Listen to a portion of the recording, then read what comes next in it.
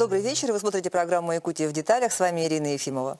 Казалось бы, только недавно завершились майские праздники, а вот уже совсем скоро для многих выпускников прозвучит последний звонок. Далее экзаменационная пора, а за ней, пожалуй, один из самых важных выборов в жизни – выбор учебного заведения. Ведь для того, чтобы 1 сентября войти в аудиторию студентам колледжа или высшего учебного заведения, нужно пройти достаточно длинный путь. Сегодня вместе с экспертами выясним все детали республиканской приемной кампании 2026. Добрый вечер. Добрый вечер. Ну, давайте начнем с того, есть ли какие-то изменения в правилах приемной кампании вот в ВУЗы и в СУЗы 2026 года в сравнении с прошлыми годами. Михаил Юрьевич, да, наверное, если есть, вы знаете. Да, Ирина Владиславовна, коллеги, да, уважаемые наши слушатели. Ну, действительно, 20 июня наступит очень скоро. 20 июня открывают свои двери приемные комиссии всех колледжей, техникумов и вузов нашей страны. Но последние годы, наверное, это очень важно прежде всего для родителей, абитуриентов этого года, что на самом деле приемные комиссии, они работают круглогодично. Идет постоянное информирование, идет взаимодействие для того, чтобы был сделан правильный выбор. Так, конечно, значительная часть абитуриентов уже известна, но мы все же ожидаем, вы правильно сказали, наших девятиклассников уважаемых, которым нужно сдать ОГЭ. Они готовятся, тем более, что все больше и больше ребят после 9 класса поступают для того, чтобы получить специальность или профессию. И, конечно же, 11-классники готовятся к ЕГЭ. Мы буквально вот анализируем, смотрим, с вузами активно взаимодействуем, поскольку от этого очень многое зависит, какая конкурсная ситуация у нас будет. Так, по данным Центра мониторинга качества образования, вот я с Надеждой Герасимовной сверялся, мы посмотрели комбинации учебных предметов. Ну, например, математика профильная и физика, 1129 человек в этом году у нас сдает ЕГЭ.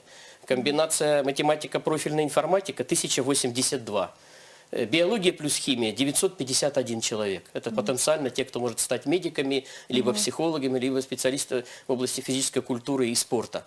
И из изменений, существенных изменений в сфере среднего профессионального образования нет. Больших изменений, таких существенных.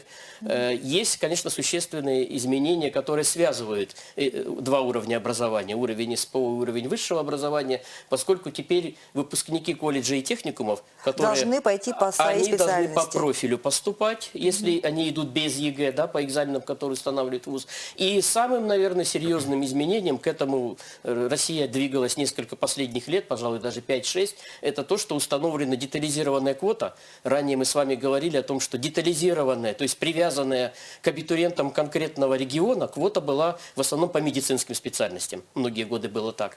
В этом году правительство Российской Федерации в апреле месяце утвердило детализированную квоту по заявкам предприятий, организаций и министерств, ведомств республики в общем количестве 932 места. Это федеральный бюджет. Это то, что сейчас коллеги будут видеть, и наши абитуриенты после 20 июня тоже смогут, когда будут подавать свои документы, видеть через портал «Работа в России» и смогут претендовать на поступление на бюджетное место как целевая подготовка. Ну и есть нюансы в организации работы приемной комиссии, которые, наверное, коллеги скажут. По вузам это то, что теперь нельзя будет подавать документы через сайт вуза. Как бы формат так немножко изменился. Для колледжа это не распространяется. Ну и, конечно же, мы понимаем с вами, что есть у вузов в этом году уже оформленное, да, ограничение, связанное, по сути, с установлением плана и на платный прием. То есть те, кто будет поступать на коммерческой основе, эти цифры тоже известны до начала работы. Но я так понимаю, что вот прежде всего это СФУ, наверное, коснется, да, Петр Петрович, потому что у нас традиционно очень многие охотно шли платно на юридический и на экономический, да? Да, совершенно верно. Так, с этого года у нас, да, как сказал Михаил Юрьевич, есть ограничения по платному приему, которые уже были известны в декабре. И, соответственно, при опубликовании правил приема 19 января мы, конечно, утвердили вот перечень специальностей. Затем в апреле месяце мы утвердили количество платных мест, например, по экономии, по юриспруденции, по рекламе и так далее, по филологии, а также установлены ограниченные места. Это уже у нас ограниченные места действуют с прошлого года, но с этого года уже на уровне Российской Федерации, то есть по всем вузам есть такие ограничения. Так, что касается То есть их именно будет меньше, получается, да? да? Там у нас смотрят, по-моему, за 3 прошедших года, то есть за 3 приемные кампании, именно факт поступления на платное обучение, средний балл ЕГЭ и так далее. Там есть свои критерии. Но при этом, если позволите, да, Ирина, Да. я буквально 2 слова скажу о том, что при этом количество бюджетных мест увеличилось у нас. Да. Это тоже надо учитывать, потому что у нас по программам СПО, которые в колледже и техникуме правительства республики в этом году приняло решение, это 6864 бюджетных места, из них отдельно 124 места для абитуриентов с особыми образовательными потребностями, да, с инвалидностью. И вот мы, конечно, с коллегами из вузов постоянно взаимодействуем. Если берем 5 федеральных государственных вузов плюс Высшая школа музыки, то 5277 бюджетных мест. Это контрольные цифры приема.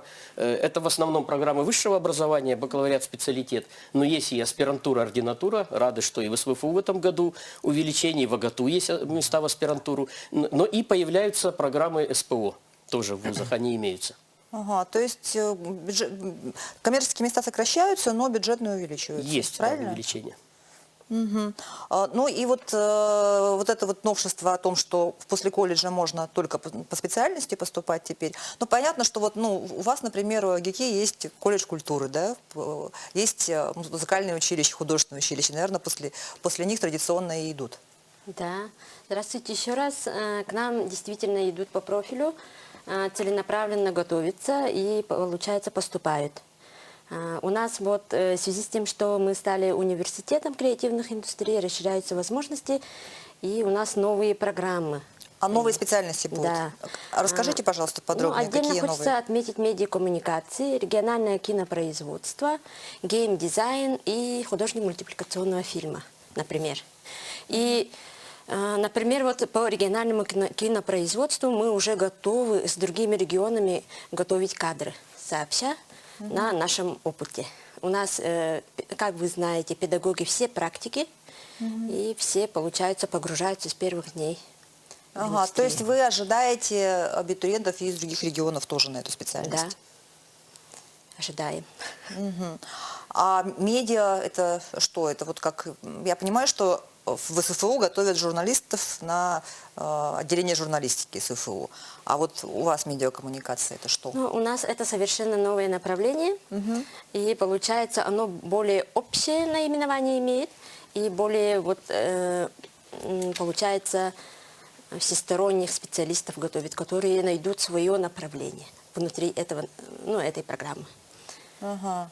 То есть это получается и СММщики, и видеомейкеры, Да. да?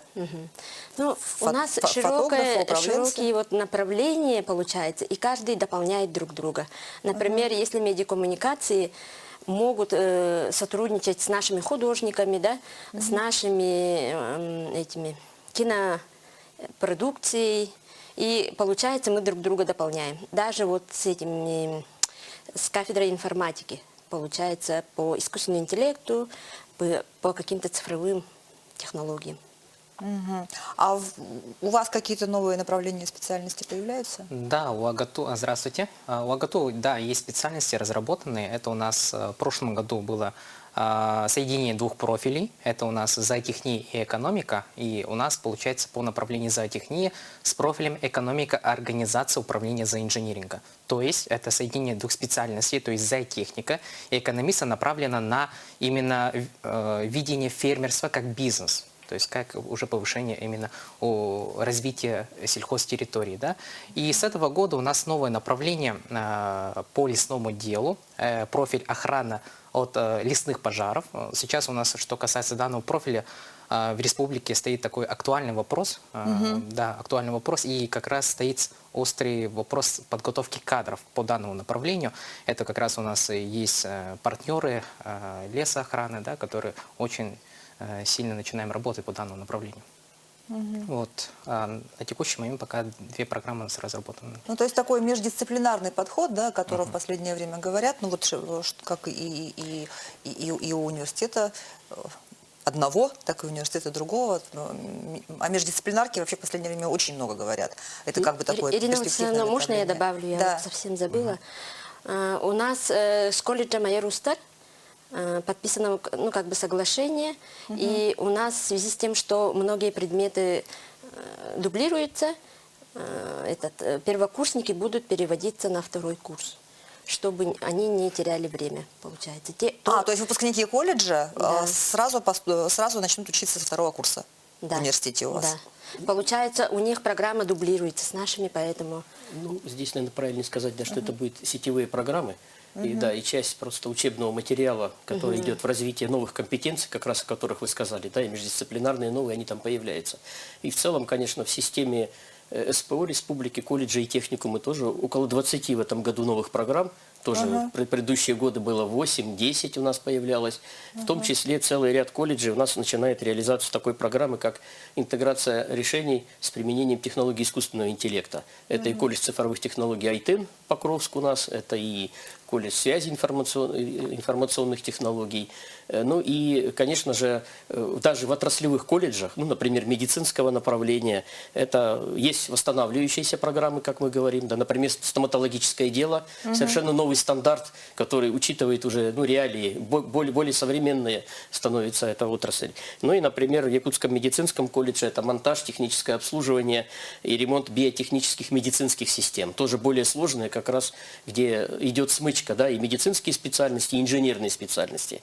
Ну и целый ряд также программ у нас, связанных с обеспечением технологического сопровождения цифровых моделей. Это и строительство, ряд колледжей, и это цифровые модели, связанные с управлением транспортными потоками. И понятно, что здесь уже сетевые программы нужны, взаимодействие колледжей и вузов. Петр Петрович, а в самом большом нашем вузе федеральном новые какие-то направления специальности будут? Да, на следующий учебный год по программе бакалавриата у нас будет первый набор на 8 новых образовательных программ, по программе магистратуры это 7. Ну а также коснемся СПО. У нас также мы реализуем и среднее профобразование в этом году в 6 учебных подразделениях. Вот наш основной колледж это колледж инфраструктурных технологий, там у нас выделено 355 бюджетных мест. В этом году это по данному колледжу это пока что рекорд на данный момент. А также вот старые специальности информационной системы программирования раздробили на 2 новые специальности. Также исторический факультет открывает новую специальность архивоведения, так, финансово-экономическую специальность финансы, а также медицинский институт наконец-то открывает новую специальность по лечебному делу. Думаю, в этом году вот, медицинский институт наберет очень много новых первокурсников. Что касается вот, программ бакалавриата, могу добавить, что у нас открываются 2 совсем новые специальности. Это направление подготовки Института естественных наук, картография и геоинформатика, и в инженерно-техническом институте, там технологические машины и оборудование. Соответственно, даже выделены бюджетные места, где-то по 20 бюджетных мест. Давайте прервемся на небольшую рекламу. Оставайтесь с нами, не переключайтесь. Это программа «Якутия в деталях». Мы говорим о приемной кампании в 2026 году. И вот у Михаила Юрьевича я вижу какую-то книжечку. Да, спасибо большое, что заметили. Ну, наверное, уже привыкли к этой книжечке, потому что мы ряд лет уже выпускаем. Институт развития профессионального образования готовит единый справочник для абитуриентов, где мы указываем не только специальности, направления подготовки, профессии, по которым будет вести обучение, но также и привязываем к новой инфраструктуре, которая появляется. Это мастерские современные. И мы в этом году тоже вместе с коллегами с вузов отработали. Здесь вузы тоже будут полностью у нас представлены. Удобно, потому что много изменений произошло. Много новых профессий, много новых специальностей. Есть новые прочтения, новые названия, новые шифры. И чтобы вот в этом потоке не запутаться, и разные поколения могли бы правильно подсказать, да, нашим нынешним абитуриентам, мы выпускаем такой справочник. И плюс мы по традиции уже рано достаточно, с 5 июня по 31 августа будет запущена единая единая информационная линия. Контактная, единый телефон на базе Центра опережающей профессиональной подготовки, где мы будем отвечать на вопросы абитуриентов, родителям будем тоже, естественно, подсказывать, информировать о целевом обучении, о наличии мест. Ну и, конечно, мы будем работать с такими важными категориями, как члены семей военнослужащих, участников специальной военной операции. Тоже мы считаем, этому нужно уделить много времени. Ну еще для чего, почему важен такой справочник? Потому что он позволяет сориентироваться в будущих возможностях. То есть где есть дефициты, мы представляем справочную информацию о прогнозе потребностей, об особенностях той или иной специальности. Это очень важно. Это справочник 25-го года, а 26-го когда Он появится? готов, Он но готов? вот у коллег сейчас завершающие вопросы, как раз касающиеся детализированной квоты, определяются места организации работы и контактные телефоны. И, как я уже сказал, мы с 5 июня полностью запустим свою информационную линию, а справочник по традиции будет уже в онлайн-формате на сайте Института развития профессионального образования. Ага, то есть доступен? Доступен он, да. Понятно. А как вообще меняется проходной балл? Вот будет меняться в связи с тем, что изменились вот эти вот набор и так далее? Проходной балл будет выше, ниже? Вот на востребованные специальности самые, я имею в виду. Давайте я начну. Так, у нас получается вот проходные баллы будут известны именно в конце приемной кампании, потому что проходной балл это самый последний зачисленный на бюджетные места. В этом году по ряду предметов ЕГЭ было увеличение минимальных баллов, например, СОВУ, как подведомственная организация Миноборнауки России, у нас увеличение наблюдается по физике 41 балл, по биологии и химии 40 баллов. Так, самое наибольшее изменение это у нас по иностранному языку 40 баллов стало, а было 30 баллов. Аж увеличили на 10 баллов. Вот.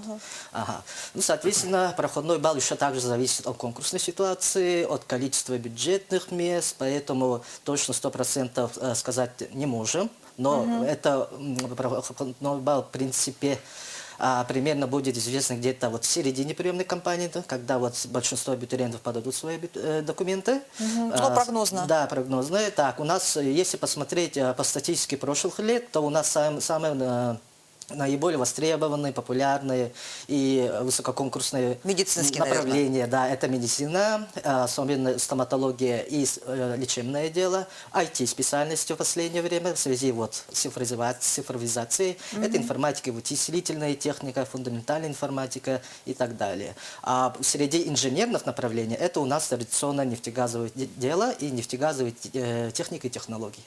Ну, а также гуманитарная, это филология, лингвистика, там, где у нас чуть меньше бюджетных мест. Ну и традиционные юристы и экономисты, Да? наверное, тоже, Да, да? конечно. Дарья Ильинична, а у вас какие прогнозные проходные баллы? Ну, вот, как сказал коллега, получается, мы на этот год не можем сказать, но по России у нас единые требования для вузов, это не ниже 60 баллов. И, ну, получается, если опираться на предыдущие годы по направлениям, где-то от 57 до 67 примерно. Но к вам ведь в основном поступают после колледжа, я правильно понимаю? Или есть вот, которые после школы прям сразу выпускники Да, приходят? есть, ну, разные. Получается, ну, и у нас есть же и магистратура, аспирантура, поэтому все разные категории, как бы. А вот по прошлым годам какое самое популярное? Ну, где-то 50 на 50. Нет, самое популярное направление. Популярное какое? направление, Специальность, конечно, да. это же наши дизайнеры. Получается, кафедра национальной художественной культуры. Ну и... Ювелирное, наверное, дело? Да, ну вот эти дизайнеры, получается, это общее их направление. И ну, некоторые направления прям вот такие популярные получаются. А в ВГТУ? Ну, ну, в ВГТУ у нас, мы подведомственное Министерство сельского хозяйства Российской Федерации. У нас, что касается минимальных баллов, да, требований, у нас 2019 года пока неизменно. Это, скорее всего, связано с актуальными направлениями, именно что касается именно нашего сельского хозяйства в регионе. Да? И здесь у нас русский язык составляет 36 баллов, профильная математика 27 баллов, физика, биология, география у нас по 36 баллов. И по всем направлениям у нас она уже реализуется. И мы уже набираем, ну, по итогам приемной кампании 2025 года у нас средний балл составлял 49 баллов. То есть, и мы где-то прогнозируем тоже примерно в таком районе, то есть по среднему баллу. Мгм. А бывает, ведь я знаю так, что иногда на какие-то специальности бывает недобор. Ну вот в колледжах, например, я вот слышала рекламу, что вот у нас недобор, давайте там поступайте, у вас есть возможность поступить на бюджетные места уже там осенью такое. Вот. У вас бывает такое? Ну, по набору, да, получается, где у нас недобор, да, ну, конечно, мы усиленно работаем, чтобы, что касается рекламы, да, мы понимаем того, что эти направления мы должны принять наших всех абитуриентов, да. И... Давайте вот озвучим прям те направления, куда нужно поступать. Да, у нас самые актуальные направления, это у нас зоотехния, вот как раз новая программа, да, реализации экономики, организации управления зооинжиниринга, это 2 специализации. Сейчас очень популярное направление у нас технология переработки сельскохозяйственных продукций, да, и у нас лесное дело. То есть это самое актуальное направление в текущий момент. Да, ну вот если по колледжам, да, то понятия недобор его нет сейчас. Да. Все-таки последние годы, если вот мы знаем с вами, что по правилам приема, вот если все стартуют 20 июня, ну, вузы заканчивают гораздо раньше. В колледжах набор он возможен до 25 ноября. Но уже несколько лет подряд мы все-таки приближаемся, почти близки к тому, чтобы к 1 сентября у нас полностью все бюджетные места были уже задействованы, востребованы. И в том числе благодаря тому, что все-таки реализуется федеральный проект «Профессионалитет», мы с этим связываем. Поэтому у ядер, да, у колледжей ведущих, конечно, ситуация получше. Конкурсная ситуация даже иногда лучше, чем в вузах. И этому есть определенное объяснение. Поэтому, конечно, сельскохозяйственный техникум, с которого мы начинали в 2022 году создавать кластер, это наш Южно-Якутский технологический колледж, Нерингри и колледжи, которые с ним связаны, горнодобывающего профиля. С прошлого года это педагогический колледж. И вот я здесь с коллегой из Северо-Восточного федерального университета согласен. У нас, в принципе, и в колледжах, и техникумах такие же, да, направления наиболее востребованные, медицинский профиль, IT. Но у нас еще в республике вот уже 3-й год подряд очень хорошие, серьезные конкурсы по педагогическим специальностям. Это Якутский педагогический колледж, Намский педагогический колледж и Вилюйский профессиональный педагогический колледж.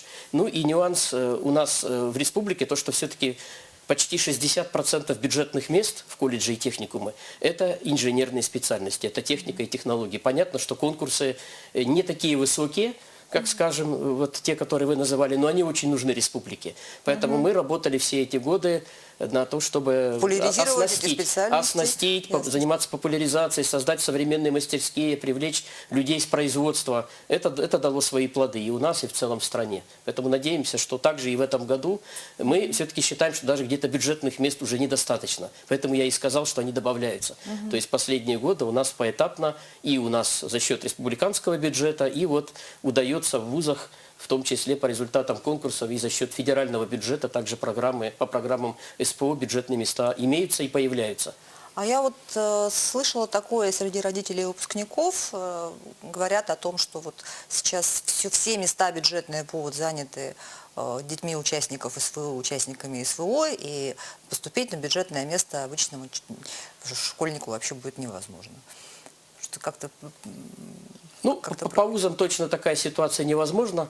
Если были такие опасения в самом начале, когда были даны действительно очень хорошие, да, преференции, это нужно, мы как бы считаем, что общество это должно оказывать, но все-таки государство установило законодательно, что в вузах это установлена специальная квота, то есть определен процент, количество мест, которые предоставляются вот этой категории. И они между собой конкурируют за эти да, и большая часть мест. Да, например, в позапрошлом году я помню, что около 1000 мест это была специальная квота в вузах на территории республики, а поступило 2 или 3 человека всего, воспользовались. Не так много, потому что они поступают нормально и по своим баллам.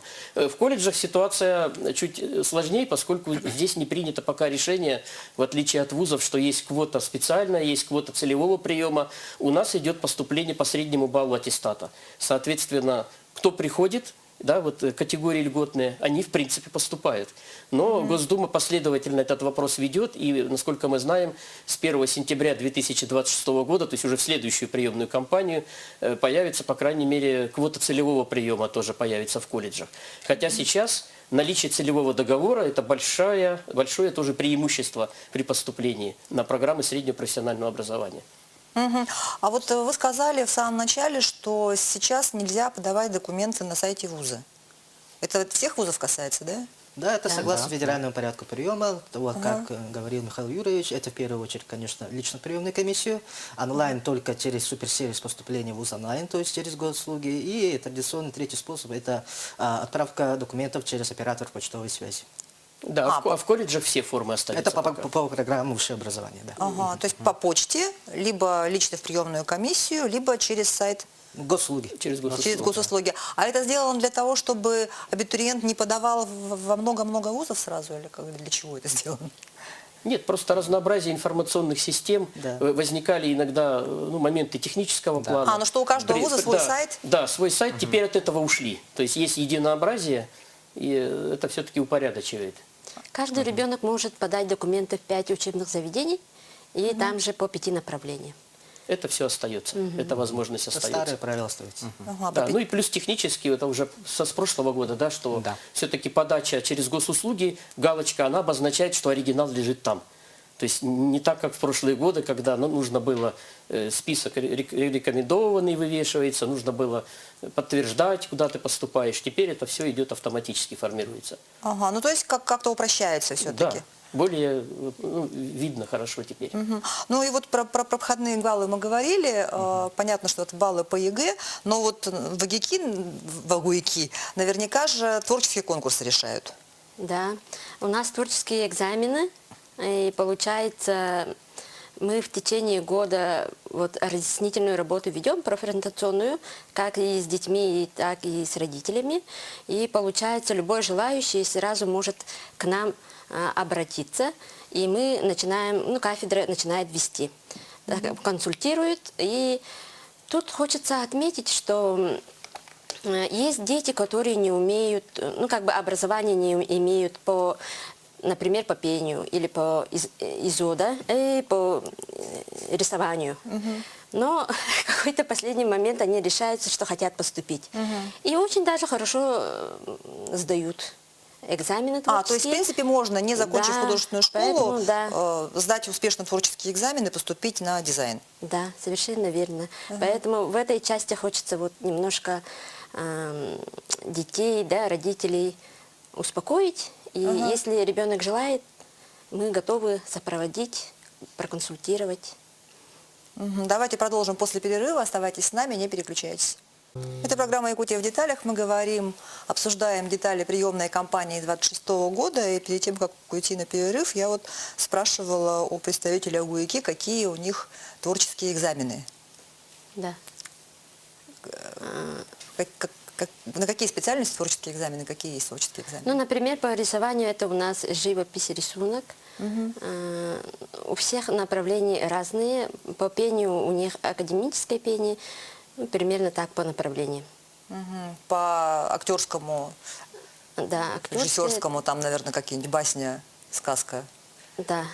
что-нибудь такое? Ну, Что-нибудь. понятно. В общем, все по специальностям. Да, в колледжах тоже в некоторых есть. У нас это, конечно же, колледжи творческой направленности. Культура и искусств. И культура и искусств. И Художественных. колледж креативных индустрий Аярустар. Там тоже ребята рисуют, ребята лепкой занимаются, поют. То есть это тоже Танцуют. очень важно. Плюс, конечно, специальности, связанные со спортом. Физическая культура и спорт. Это тоже очень хороший конкурс, хорошие ребята поступают.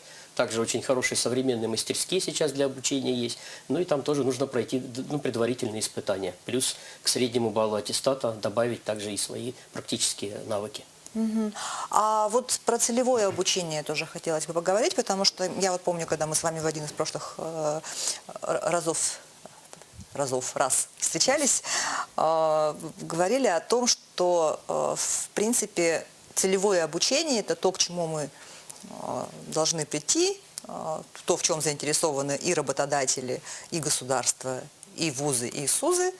Вот какие-то есть изменения в правилах целевого обучения? Ну, коллеги, наверное, добавят. Да, я просто еще раз акцентирую внимание, что все-таки изменения последних лет выражались главным образом в том, что сам целевой договор заключался не до зачисления, То есть раньше все-таки была квота целевого приема, абитуриенты изъявляли желание, да заранее подписывали договор, который позволял быть зачисленным на немножко других, да, условиях, чем общий конкурс. И дальше уже этот договор должен был исполняться.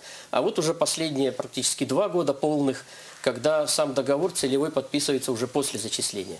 То есть, да, через работу в России заявляешься абитуриент, он выражает свою заинтересованность, и если он будет зачислен на бюджетное место, тогда он обязан до начала учебных занятий, до 1 сентября, подписать этот целевой договор. Если он его не подписывает, тогда у него вот это поступление сгорает, оно аннулируется, и места уходят на общий конкурс.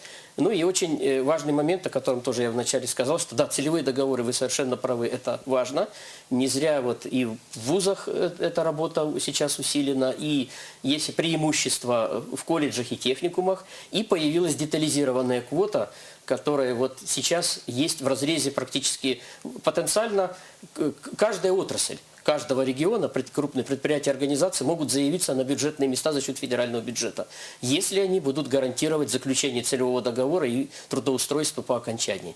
То есть вот это, наверное, самое большое изменение, которое можно сказать. Ну и коллеги добавят, наверное, да, как у них этот процесс организован.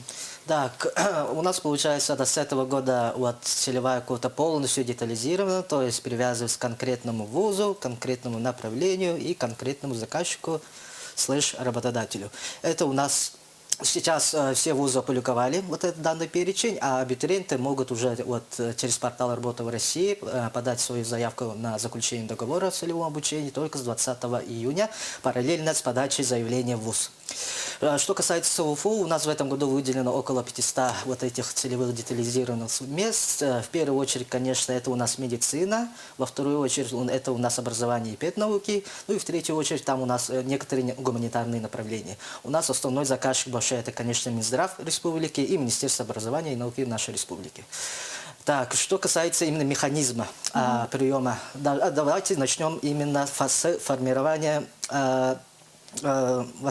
как называлось-то, потребности именно региона. Это получается, у нас эта процедура начинается за год до начала приемной кампании. То есть данные целевые места этого года уже были... В 2025 году, в 2025 году работодатели подавали свои заявки на утверждение данных целевых квот, и в апреле уже правительством были утверждены эти целевые места. Затем заказчик сейчас уже в ближайшее время до 10 июня должен подать свои предложения на заключение договоров о целевом обучении. Затем эти предложения утверждаются модератором. Это у нас Центр занятости населения республики. Затем после утверждения уже все. В начале 20 июня, в начале приемной кампании, абитуриенты уже подают свои заявочки. Затем после зачисления, как сказал Михаил Юрьевич, они должны до начала учебного года, традиционно до 1 сентября, онлайн заключить данный договор через госключ. И затем с 1 сентября уже прийти на обучение. Ага. Но это делается через сайт «Работа в России», и, я так понимаю, с той целью, чтобы за целевые места тоже была конкуренция, тоже был конкурс, да? Да, и конкуренция, и вообще портал «Работа в России», он чем интересен? Тем, что он тоже работает, как и в целом сейчас целевое обучение, не только на этапе абитуриентства при поступлении, но и на любом этапе обучения. Это то, к чему мы с вами шли, да, республика, мы это начали чуть раньше, и это очень важно, то есть целевиком можно стать на любом этапе обучения. И сейчас я тоже внимательно посмотрел информацию Минобрнауки Российской Федерации, Минтруда Российской Федерации.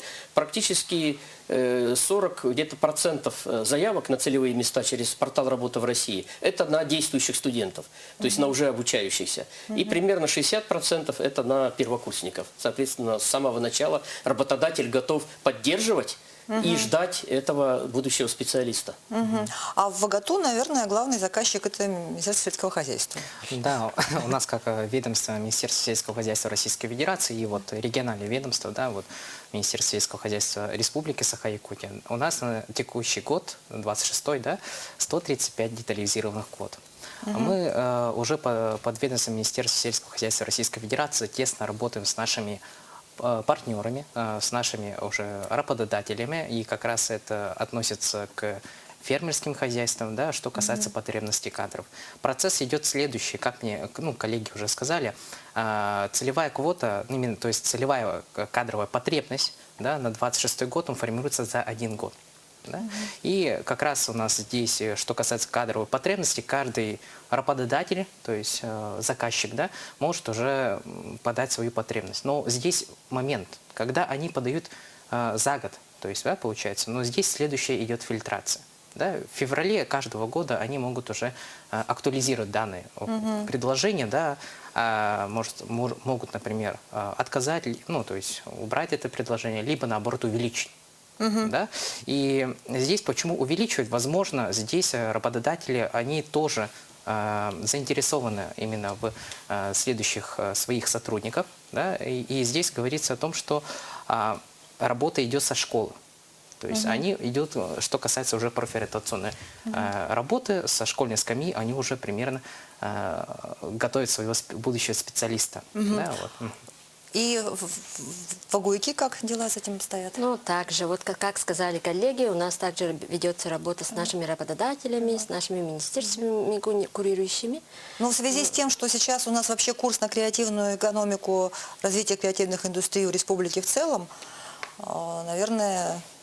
Да, мы работаем также с индустрией, получается, и не только в Якутии, а со всеми регионами, получается. То есть могут заказывать. То есть теоретически мы, как НВК, например, можем сказать, что нам для толку нужны аниматоры и подать потребность, чтобы за счет вот бюджета ключевое слово, что имеете право не только сказать, но и подать саму эту заявку. И вот даже, например, в сфере образования, тоже мы одни из наиболее активных систем образования, но у нас разрешено быть заказчиком и школам, и детским садам, и муниципальным образованием. То есть расширенный такой список, который под себя, под свои возможности приглашает. Плюс... Да, спасибо. Что ж, спасибо вам большое. У нас, к сожалению, время уже подошло к концу. Я желаю всем нашим присутствующим вузам и СУЗам в лице Михаила Юрьевича в этом году набрать максимально возможное количество умных, талантливых, мотивированных, самое главное, студентов, а будущим абитуриентам ни пуха, ни пера на предстоящих ОГЭ и ЕГЭ. На этом программа «Якутия в деталях» подошла к концу. С вами была Ирина Ефимова. Смотрите нас на телеканале «Якутия-24» по будням 19:15. Расскажем обо всем в деталях.